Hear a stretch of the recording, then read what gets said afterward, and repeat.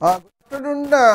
Welcome to the first live session interaction class for database management systems. I would first like to welcome you all for attending this course and regularly interacting with us. So, today in the next 1 hour, I would like to address some of the questions that you have already raised or you may be sending through the chat box. But here you cannot see probably on your screen, but I am assisted by one of the TAs of this course, Srijani Majumdar. So, she will be relaying the questions to me and I will try to address them. So, this is to address queries from you all and issues as you have been faced in the first 4 weeks of the course. Some questions have come up which are actually addressed in the later on modules. So, those questions I will just leave pointers and possibly take up if they still are alive, we will take up when we do the second session after the 4 weeks all modules have been done. So, the way we will go ahead is many of you have already logged your questions on the Google sheet that was created for the purpose. So, I have collated them because there are a number of common questions that existed between what you all have asked. So, I have tried to collected them together, categorized, and I will go through the question. Whoever has asked it will mention and then I will try to give answer to that. And first we will go through these questions which we already have.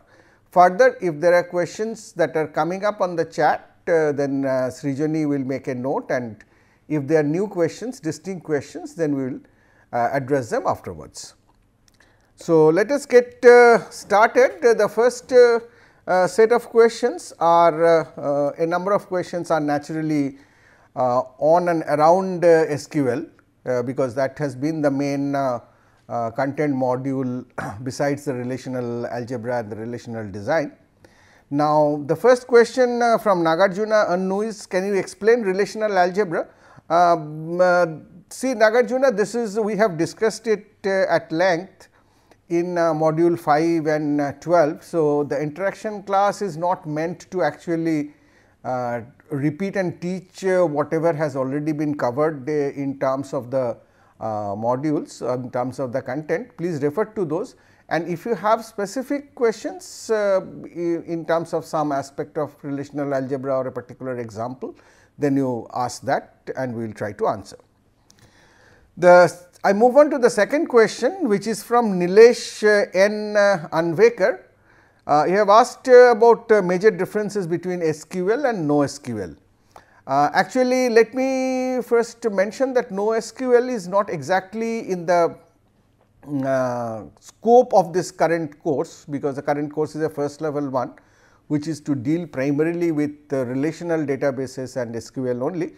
But for your to answer your question, I have tabulated a set of differences between SQL database and no SQL database. So, if you look at primarily in the SQL database is characterized by the fact that it has an underlying relational model. So, it is a relational database where entities, relationships and all represented in terms of tables called relations hold, and naturally any relational or SQL database works with a predefined schema which we decide at the design time. And naturally, you have already seen that SQL language can be used to both construct tables, define tables, the data definition language part of it, and it can be used for data manipulation as well. Now, as it happens that this kind of a database or storage and manipulation is good when you have structured data, which can be represented in this relational form. But over the ages, we have seen a lot of instances of kind of unstructured data or data which is hierarchical in nature, data which has different kinds of relationships which are not easy to represent in the form of binary or ternary relationship that you see in terms of SQL databases. So, no SQL database has emerged from that.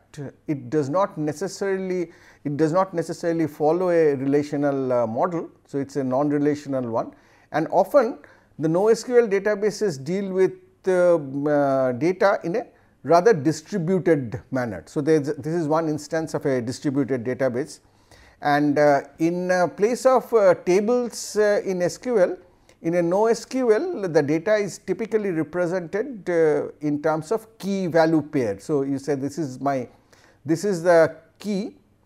So, say if name, I say the name is the key, and the value of that could be Partha Pratim Dash.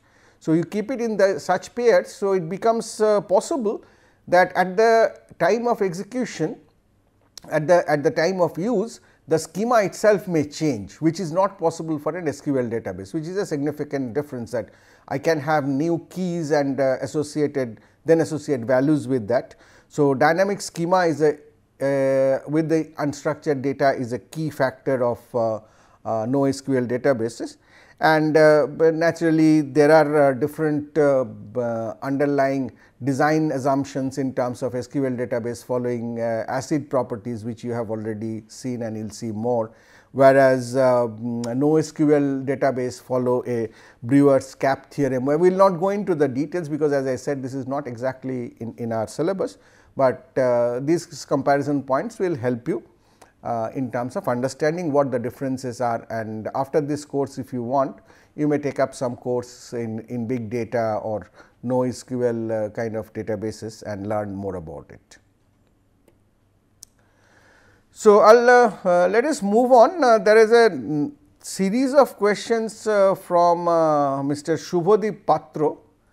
Again, these are not all of them are very clear. The first question is it true that when company move from a database to another database, they such change the DDL and DML remain same, so that they do not need to train their employees again about writing query differently? Frankly, I did not understand your question well.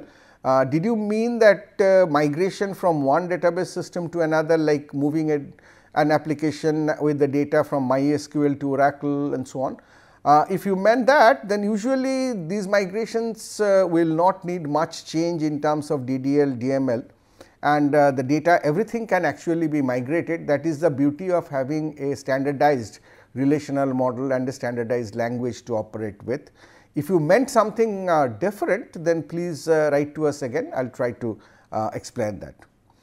The next question from the same person is, does inconsistency in DBMS always created due to negligence of the design only, or there are some factors which we can't control? Well, it may or may not be due to, I would not say negligence, due to short-sightedness during design, that you have not been able to explore all possibilities of all possible sources of inconsistencies, and it may happen due to that. But it is possible that inconsistencies crop up over the lifetime of a database because the real world scenario itself changes. See, you design the database for an application once, and then possibly you are using it for months, years, possibly decades, and during that time the real world scenario, the constraints that you knew in the real world, which you modeled in terms of different dependencies, in terms of different referential constraints and so on, they may have changed. For example, let us take a scenario, you must have had discussions around that there was a time when any one of us in India could hold as many SIM cards as we want. So, those needed to be linked to the Aadhaar card, and well, there was no limitation in terms of number, but there have been discussions later on in more recent times that along with an Aadhaar card, you possibly can link only a fixed number of, say, maximum up to 9 SIM cards at a time. So, if this change has happened in the real world, then a mobile services database will have inconsistency issues, because you will already have users who may have more than 9 SIM cards already existing. So, you will have to take care of changing the design, migrating the data and so on. And the next question, in which layer DBMS lies if we think about the whole computer systems in abstract way. So, let us say we have OS, hardware, DBMS and other applications, then naturally DBMS is an application on top of the OS. And your application, the SQL program and stored procedures run within the environment of DBMS. Next question, are the queries we are using now applicable to large data set nowadays, or do we need more optimization? Again Shubhadeep, I do not understand this question very clearly. Did you mean large data or did you mean big data? See, if you are saying large to just mean large data, then relational systems are designed to handle large data. They are really designed to handle huge volumes of data, and all current methods and optimizations will hold and will be enough. But if you mean big data, which is a specific term which not only means large data, but it also means the data has unstructured components, the data has certain migratory nature, the data has certain hierarchical relationships and so on, then naturally you will need separate optimizations, you will need separate systems to deal with that. Again, I am not sure if I have answered your question, I mean whatever you meant. If not, then please write to us again. Moving on to the next slide, the question is from Leela Prasad. The question was, can you give a brief explanation about a candidate key and a super key? See, the idea is very simple. In terms of key is something which can uniquely identify every tuple in a relation. So, you say something is a super key if the attributes that are involved in that key can uniquely identify every record, then it is a super key. Now, it may have minimal set of attributes, it may not have minimal set of attributes. So, any superset of any candidate key is a super key. But you say something is a candidate key provided it also satisfies the minimality of the key property, that it not only uniquely identifies, but from the set of attributes that form the candidate key, if I drop any one attribute, then it will cease to remain a super key, it will not behave as a key. But any superset of any candidate key will also be a super key. So, all candidate keys are super keys, but necessarily all super keys are not candidate keys. Just to illustrate, we have given an example here. So, you can go through that example and understand this point much better. And this is already discussed in slide 12 of module 4. The next question is, please tell cursor in detail. Of course, this has been discussed in module 11. So, I would prefer that you do not ask such questions, we just repeat whatever is already there in the presentation and the video.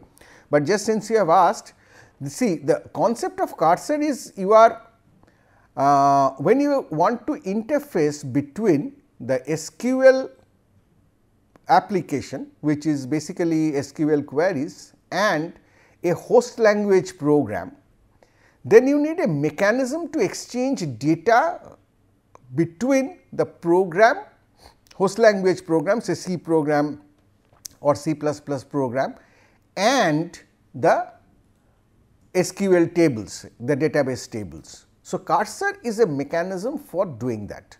So, as you can see here, you can see you declared it like a cursor, you say C is a cursor, which means what is a cursor? Cursor is like the mouse tip is what you say cursor. Cursor is something which points.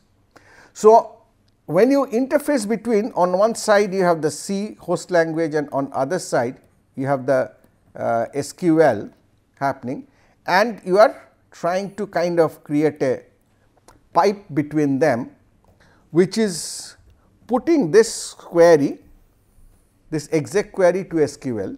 Now, what is the output of this exec query? The exec query output is a select ID name. So, what it will generate? It will generate a table where the one field is ID and the other field is name, and then it will have several rows of records which are the result. So, now this table has to come back to the C program, and now how do I take a whole C program, whole table into the C program. So, what I will try to do is I will try to point to different rows one after the other. I will like to iterate over the rows of the table.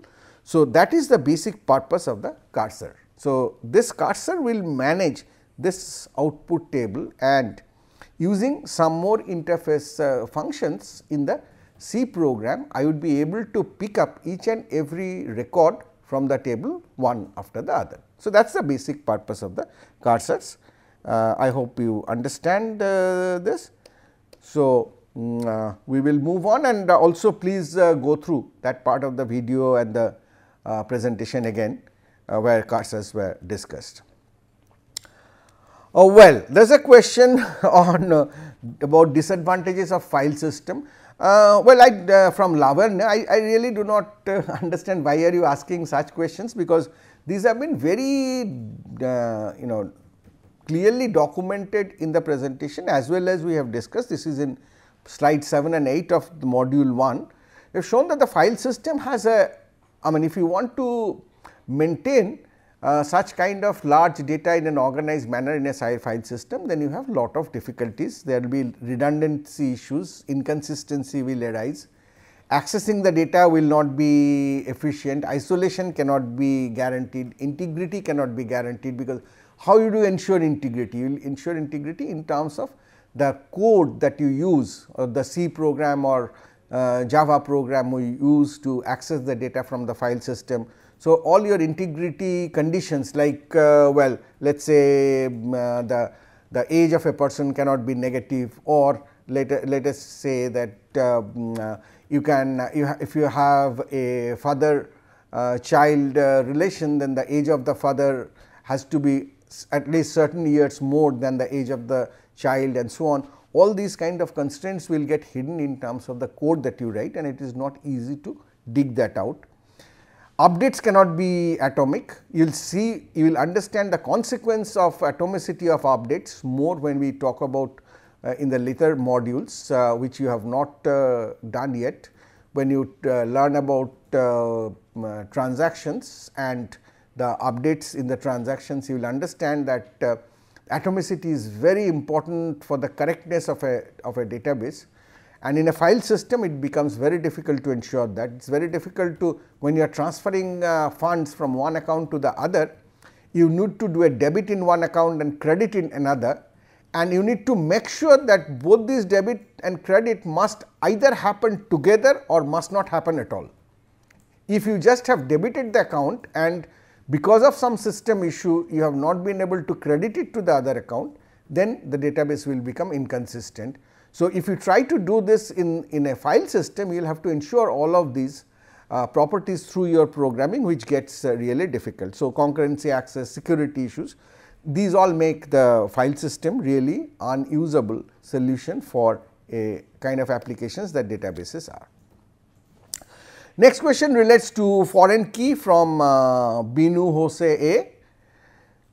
The question says foreign key refers to a key attribute of a unique constraint column, right, for assignment 1, etc. So, questions on assignments I would not specifically answer unless required, because there once the solutions are published, their explanations are given and you should be able to find the answer there. I will just again go through the basic notion of a foreign key. The notion of a foreign key is, if I have a table, let us say if I have two tables, I have a table T1, I have a table T2, and let us say in this table T1 I have an attribute A, which in table T2 is this A is a primary key. Then I will say that in table T1 A is a foreign key. So, you are saying that in one table I have one or more attributes which form the key for some other table. So, that is why it is a key, but is not a key of the table that I am considering. A may not be the key of the table T1. So, it is not a primary key here, but it is a primary key of some other table. So, foreign key is a concept which relates two keys, two tables, and this is very, very important in terms of handling the referential integrity. For example, if I have say customers and orders, customers are placing orders.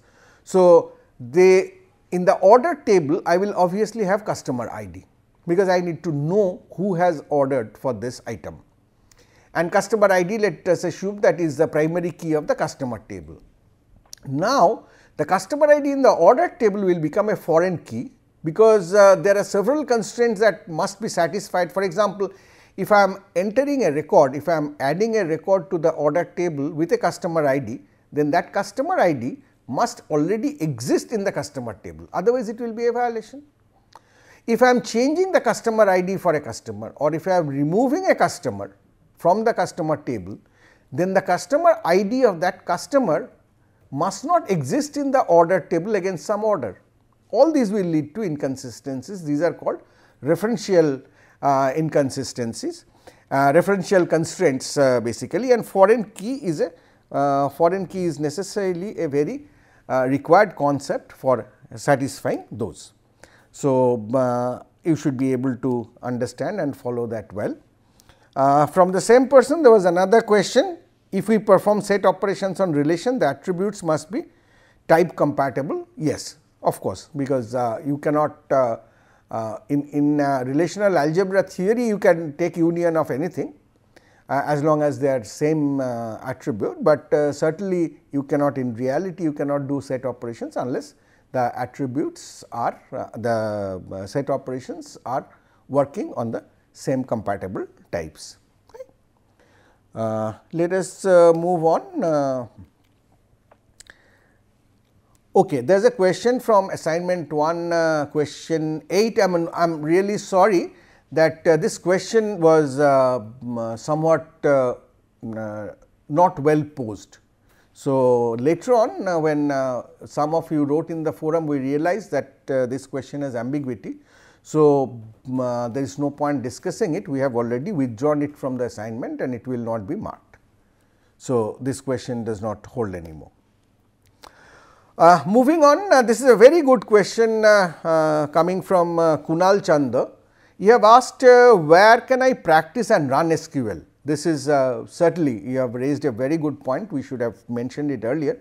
Is there any IDE available? Naturally, if you have access to any of say the MySQL or Oracle, you can install MySQL and do that, but certainly all those are quite effort intensive. So, what you can use very easily is Oracle has a live SQL interface on the net. So, you can just go in the browser, we have given the URL here, and it is based on Oracle 18c version. So, you can register, create a login and go to the worksheet and start coding there. You can actually save the session, it will save the query as well as the data that you create, so that if you log in the next time, you can again go there and start working on a previous session, or you can start a new session. So, that is a very important very useful idea to practice SQL programming. So, to all of you, you please use this interface to practice SQL coding, and you will not need to do any setup of your own for doing this practice. Thank you, Kunal, for raising this question. What is referential integrity constraint? I already, in terms of answering the question on foreign key, I have partly answered this. So, this is referential integrity is basically when two or more tables refer to each other, or it may be self-referential also, a table may refer to itself. So, it is these integrity constraints are added so that there is no accidental damage to the database. So, I took the example of customer and order little earlier, but here we have put another example where we have said that if computer science is a department name appearing in a course relation, and then there must exist a tuple computer science in the department relation, otherwise naturally the data is not maintaining the integrity. And since one table is referring to another, this is called the referential integrity constraint, and several such. Here is another example in terms of which is similar to the customer and order I discussed from a banking sector. Another example has been discussed here, you can read through that. So, referential integrity constraints can actually also hold on the same table. For example, you have a table of employees and say some of these employees are managers. So, every employee reports to a unique manager. So, there will be a referential integrity within this table itself. The manager ID will become a foreign key in this table itself, because it will uniquely identify what is the employee who is a manager who has that manager ID. So, that is kind of data integrity issues can be handled, and this is a good question to raise. So, please read more about this. Thara S has asked, kindly explain the difference between entity set and entity type. See, the entity set is a simple concept, it is a set of entities, something that has enough similarity to be treated together as one set forms an entity set. So, a collection of entities, every entity, there are two basic properties. One property is that every entity in an entity set must be uniquely identifiable. Second property is all entities in an entity set must have enough things common so that they belong to the same entity set. And what is common? The set of attributes that are common. So, that is the basic concept of an entity set. Entity type in contrast is a fundamental building block of describing the structure of the data. So, it basically relates to the entity data model. So, in a conceptual model, the entity type represents the structure of the top level concept, such as customer, such as order. So, these are just types, and you will see if you relate it to, if some of you at least must have done enough of C++ and Java kind of programming. So, entity type can actually be thought of in terms of certain classes, but these are more top level abstract concepts, whereas entity sets are the actual set of entities, collection of entities having unique set of attributes, right. I hope that answers your question. Okay. Again another question from Shubhadeep. You are asking what are the main challenges in normalizing a database. Well, this is naturally it is a kind of a longish question, because there are several such. Now, let us ask, why do we normalize? We normalize database design so that we can protect the integrity of the data, so that the constraints that exist in the real world can get captured properly in terms of the design. So, normalization as such is an integral part of design. It should not be looked at it this way, that I do a design without thinking about normalized form and then go over and start doing a normalization. That is not a very right way of thinking about the design. So, I would rather put the question is the challenges are not only in normalizing, but the challenges are how do you design a good well normalized database, challenges are how do you get a good design, that is the basic question. So, naturally the primary challenge in normalization of the design is understanding the domain of discourse in depth. Whatever the entity sets and relationships you are representing, that domain must be understood. All real world constraints that may exist will have to be understood in depth. Only then you will be able to represent them properly in terms of different tables and different ER diagram and then different normal forms. So, normalization gets easy if the designer is careful about designing the basic ER model in a well mannered way. If the ER design is good, then the normalization gets easier. Otherwise, you will have lot more of additional challenges in terms of handling what the normalization stages will have to do. So, if your ER design is careful, then at least usually your 1NF and 2NF issues will usually get resolved. You will come to a design which is already in 2NF, that is relatively easy to do, and some of the 3NF issues may also get resolved in the process. So, the next hurdle is to identify all functional dependencies, because the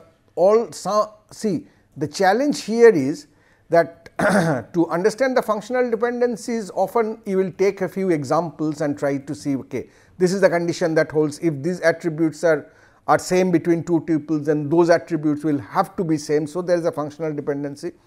Going by instance is certainly, going by example is certainly one common way we try to learn, but the question here is that just taking instances or examples are not enough, because by that we may not capture all the functional dependencies that exist in the real world.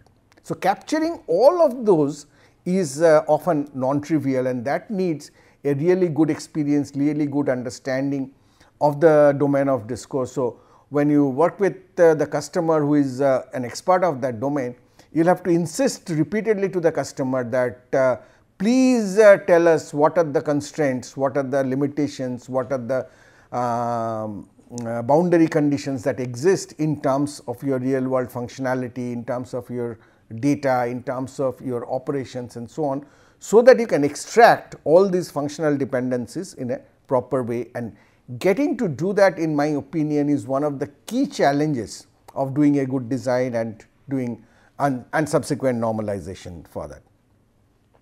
Now, suppose, I mean, just to understand, suppose you consider a simple timetable application, like we know student attend courses, teachers teach, and the courses are held in different time slots in different rooms. So, if we just think of going about this design, you will have entities like student, course, room, teacher, hour. I mean, I am just assuming, I am not looking at the details of attributes. So, I am just saying that every entity here possibly has only one attribute, which is a key attribute. Student is only the roll number, course is only the course ID, and so on. Other attributes really do not matter that much in terms of this discussion. And you will have a set of relationships. For example, you can have a relationship attends, which is between course and student, for every student which courses is he or she attending.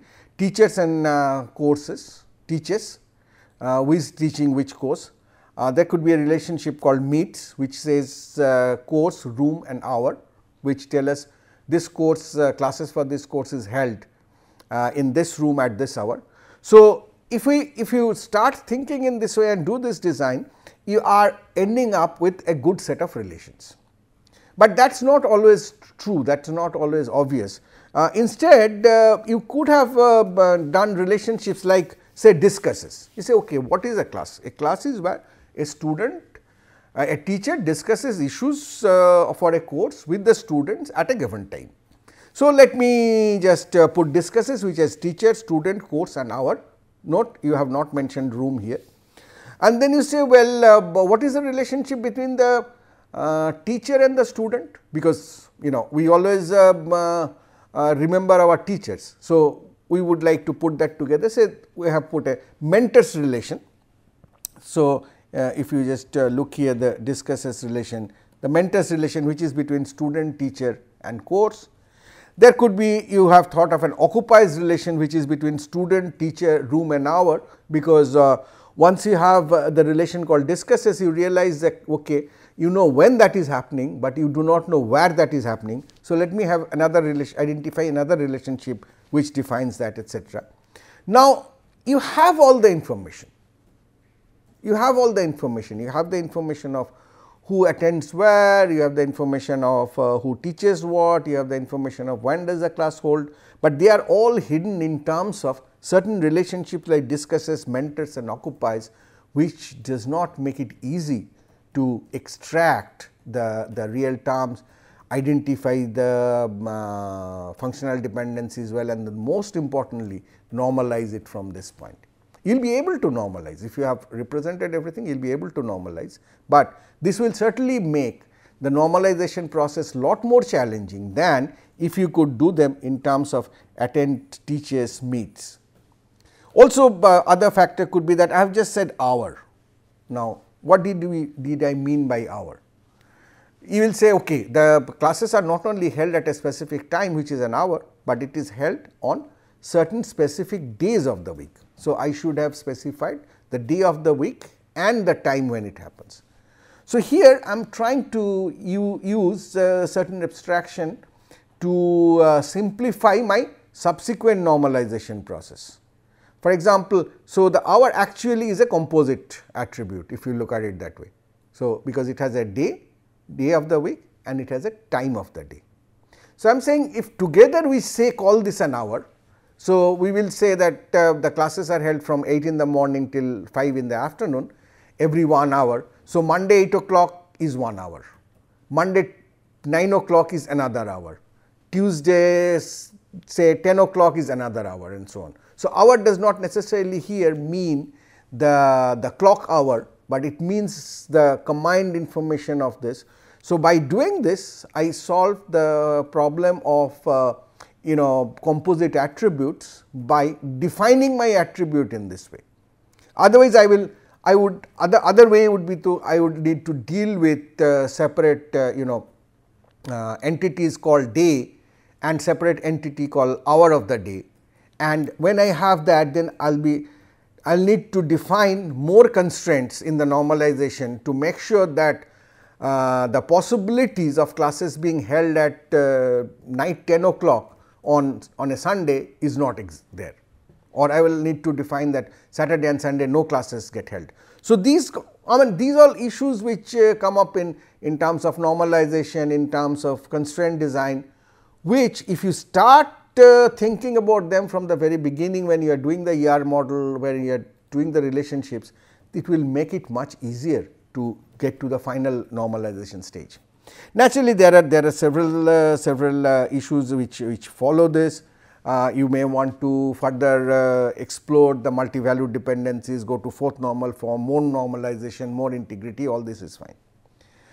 There is another challenge in this whole process that I see is to decide how much do you normalize, whether you normalize and how much should you normalize. Should you just normalize up to 2 normal form or up to 3 normal form? Do you really want to do Boyce code normal form with the risk that it does not, may not preserve dependency in certain cases? Do you really want to look into the 4th normal form, the 5th normal form, and so on? It depends on how much you want to normalize, because the normalization itself has a cost in terms of the complexity of normalization. The more you want to normalize, it gets a complex process in a realistic large database system. And then it could be expensive, because if you normalize, then naturally relations get more and more fragmented, and as they get fragmented, then to find out answer a query, you will often need to perform natural join between the relations, and that gets more expensive. So, it is kind of an issue which does not have a very clear answer, but these are the kind of things that you will need to keep in mind when you go about doing a design and normalizing it through proper ways. Let us move on. This next question is, what are the applications of DBMS from several of you, Jeetu Rajamohan, Ajay Shehwale, Vedwas, and specify how the DBMS is implementing in current industry by Naveen. These are, we had briefly discussed this in the first module in slide 5, you will see some of that. But later on you will see in module 40, the last module, actually I have taken a more detailed look into what the trends of the current database systems are and the trends in the applications are. Here there are several applications which need databases. Practically in today's world, we would not be able to live a single day without database applications touching us. You cannot live without Gmail, without Facebook, without WhatsApp, without net banking, NPTEL, MOOCs, everything needs database DBMS applications, hospital management, clinical management, patients, pathology, drug, everywhere. So, it is there everywhere. Wait till the module 40, you will get more structured information on that, and after that again ask the question if you need to. The next question is from Vavasar Prashant Ghaneshyam. What is the basic requirement of data mining? Well, data mining is not a part of this course. So, I cannot answer this in depth, but if you want to learn about data mining, you should be fairly strong in maths, particularly linear algebra and optimization, analytics, probability, statistics, programming, and with that you can explore more of this. There are a number of questions which are actually from upcoming modules. So, I will be very brief, I will just mention the question and tell you that this is coming up later on. About hashing and indexing from Apurva Kalita. This comes up in week 6. So, please go through that. Can you tell me how to develop projects using SQL from P. Navin? We have discussed this in parts and it is there in module 21 to 23 in week 5. So, go through that, understand and ask specific questions. What is the future scope of SQL? Muzaffar. Other question, in the upcoming 10 years, where are we moving? Shubhadeep Patro again, referred to module 40 later on. In a railway reservation system, suppose one seat is left. This is a very good question again from Shubhadeep. In a railway reservation system, suppose one seat is left and many people are sending requests to reserve the seat at the same time, then how to manage the situation? This is basically the concurrency problem, transactional concurrency problem, which is discussed in detail in terms of transactions and concurrency modules in the week 8. So, when you go through that, you will learn about this. From Joydeep Sharma, the question is, please sir suggest about some potential project statements using new technology under your guidance. Well, I do not know why that is relevant, but if you are interested, then one of the exciting project I am involved with is analysis and interpretation of Indian classical dance, particularly Bharatanatyam, using human computer interface technologies and machine learning. So, if you are interested, let me know. Couple of other questions. Ashirvad Garg, can you please explain with more examples? I do not know explain what with more examples. If you say all of these topics, it is really that the time is limited, as you know. It is a 8 weeks course. It has certain 40 modules, 20 hours of total lecture. So, there is even within this we had to skip very key topics for discussion. So, that is not possible to have more and more examples, but if you raise any specific area where you are not being able to understand from the current examples or you want more examples, we can try to add those in the forum. Can we change the exam city and time? Varsha Nemed. Please again this question, and again I would repeat to all of you who are interacting in the forum that such administrative questions, please do not put them here, because we have no way of managing that, because we are just the course instructor, we are the academic part. So, you please write all these to the NPTEL management team. The email is again given here. So, about all these administrative things, please ask to them directly. We will not be able to answer that. Sangini Hariprasad asks, please provide some live examples while explaining the concepts. Well, I did not understand really what you mean by live example.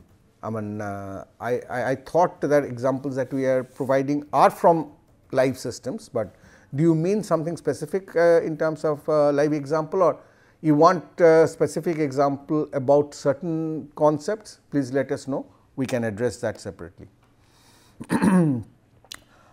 Shaikh Muhammad Ali, you have asked why can't we use Microsoft Access instead of Oracle for 1 TB of data. First of all, Microsoft Access is not a full-fledged database system. It does not have a significant number of features that a database system needs to have. If you look at the positioning, Microsoft Access was designed as a part of the Office suite of Microsoft, and it is meant primarily for individuals use by, if I want to maintain my data, or in a small, very small application, 2-3 of us want to manage some data, quickly want to do something, Microsoft Access was meant primarily for that. So, it is totally improper to think that it has the capabilities both in terms of its internal architecture as well as in terms of its features. It does not have the capabilities to serve as Oracle or for that matter MySQL or PostgreSQL like that. So, this is it uses the same relational model and so on, very similar things, but I would not suggest using Microsoft Access in terms of practice or usage, I mean when you study about the DBMS course. What is the next question? Shubhadeep Patro again. When computer scientists realized that we need database, how it was evolved. So, you will need to read about the history of database systems. This was realized quite some time back. It was about in the 50s of really when the digital computer started happening, and we have tried to discuss this little bit in module 1. But really when people started viewing large volumes of data, of course, the sense of large at that time was not the sense of large today. At that time in 50s, 1000 data items or 2000 data items would be considered large. Now, they are considered very, very tiny. But when those started coming up, people tried to use find out how to do that, how to manage them, and then initially the relational system, the relational model happened much later. Initially people tried out with different networked database systems, hierarchical database systems and so on. So, very interestingly the No SQL kind of model, the key value pair was one of the initial hierarchical model or variant of the hierarchical model that was designed, and later on in the much of the actual development in the database relational databases happened in the 70s, and that is when it started dominating it. Again the next question is, when the database is too large, then it is required to distribute our data in different parts, and grid computing distributed system evolved from this idea? No. Shubhadeep, that is not correct. Distributing computation and distributing data are related, but they are completely separate considerations. So, distributed computing grid computing is not necessarily for distributing data, it is often for distributing the computation, and then distributing data may be convenient in terms of doing that, may be required in terms of doing that. They evolved with different objectives. Distributing data had other objectives of resiliency, locality, redundancy, robustness and so on. Distributed computing had different issues of performance and efficiency and all these coming in. So, they are related, but they are really not the cause of each other, but grossly again out of our current scope. So, I cannot go into much deeper. What are the current research trend in the field of data? Is data mining somewhere related to DBMS? Yes. Data mining, data warehousing, information retrieval are all related to database systems, and they are more of the recent areas of growth, and they are fields of their own right. What else is remaining? Kaushik Kumar Bora, I would like to know about the role of database administrator, kind of knowledge. So, there are some pointers I have put in here, but I would request you to wait till module 40, where we have tried to give the opportunities of an entry level programmer in databases, an application programmer and a database administrator, and what kind of scopes, career scopes that you can go into. So, you will get I think the more concrete answer to this in module 40, and then after that in the next second live session, if there is anything, then we can talk about that. Anirban Ball, sir teaches us in a very good method and clear. This is thank you, but this is not a question. Okay. Thanks for designing the course in such a way, by Mukul Agarwal. Thanks again, Mukul. I think that is the kind of questions that we had. I will ask Srijani if there are some questions that have not already been covered. So, sir, please tell the correct form of defining foreign key in SQL. As I face very difficulty in using Oracle SQL and MySQL. Shobhaschi Gupta. Shobhaschi, I think in the discussion earlier today we have already talked about the foreign key. So, all that you will need to do is when you have a table, you have to see, I mean take the whole collection of tables that you have and collection of all primary and candidate keys of those tables you list out, and then you see that if the primary key or the candidate key of a table is also occurring in some other table as a set of all those attributes exist in some other table. If it does, then always add the foreign key constraint. It does not harm to have more constraints, at least initially in the design. Later on you might decide that well this does not need to be a constraint, but initially that is the way you go about. Take the keys of different tables, the primary and candidate keys, and look over all the tables and see if those set of attributes occur in that, add as foreign key. Shubham Karma, does this certificate useful in campus recruitment? I hope so. So, I think the more than the certificate should be useful, because SWAYAM now have an official, ministry has taken an official stand saying that not only the certificate, but the grades that you earn, if your college permits, then you can actually take it to your transcript, you can actually add it to your regular curricular performance. So, there is a much wider recognition of SWAYAM certificates now, and I would expect that campus recruitment will also look into that, add that value. I think at least in here at IIT Kharagpur we do see some traction in terms of that, and some more of those information you will find in module 40 also when we talk about this. How to get job after exam, Chaitanya Arora Shir. Well, that is the question that all of us are trying to answer. If you have learnt, then you should be able to get the job. So, first let us focus on learning. Vimal Kumar, can you show us how to access Python? Python we have not really done here. I think Srijani, have we shared the link? Can we?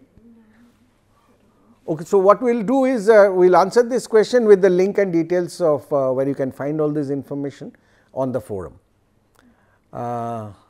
Anything else? Just check if there are.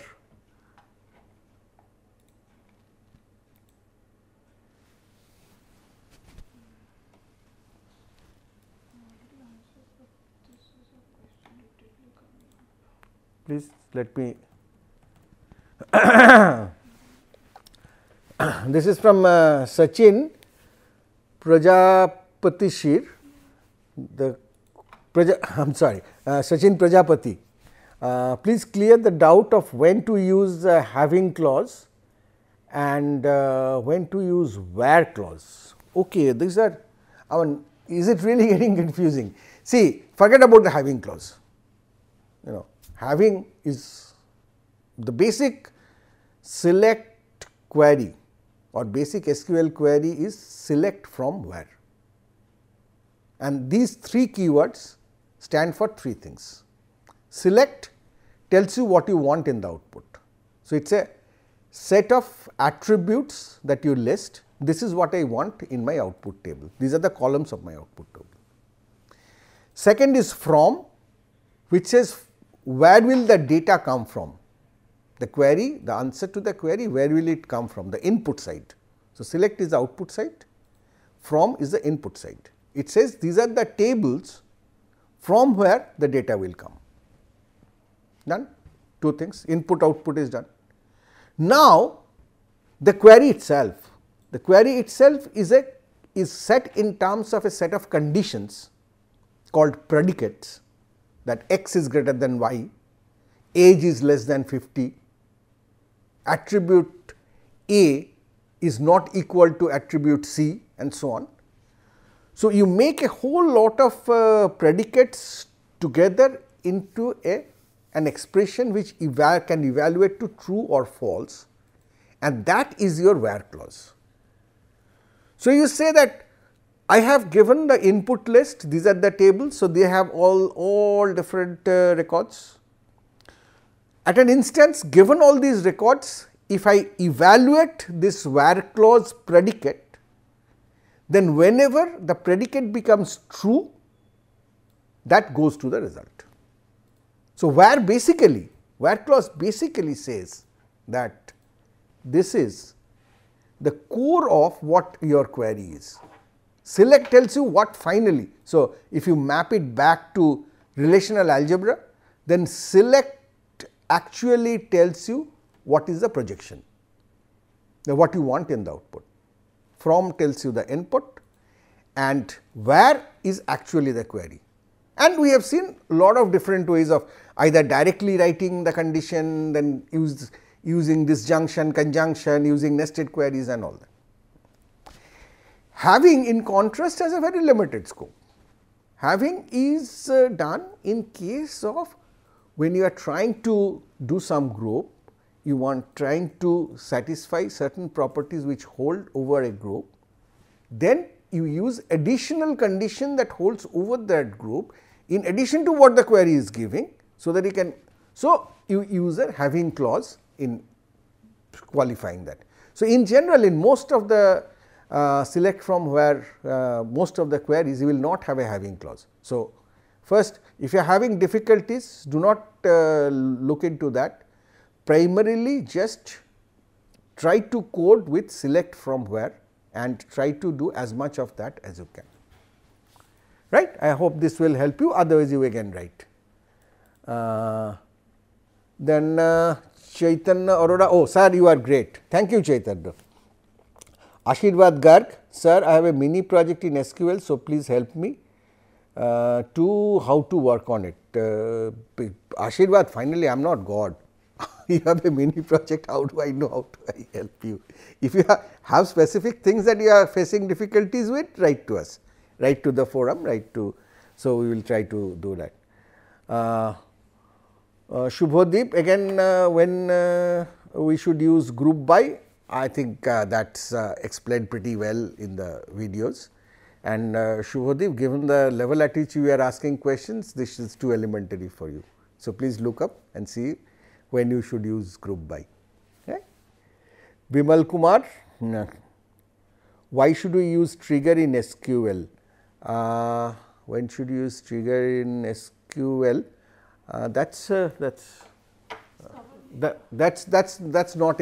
not within first 4 weeks, because triggers will come up later. So, I do not remember of the hand, I do not remember the module number where this is discussed. So, it is discussed somewhere, but if you do not find your answer to that, please ask in the forum, or in the second session we will answer that. But this is because till up to assignment 5 this was not. Okay, then anything else?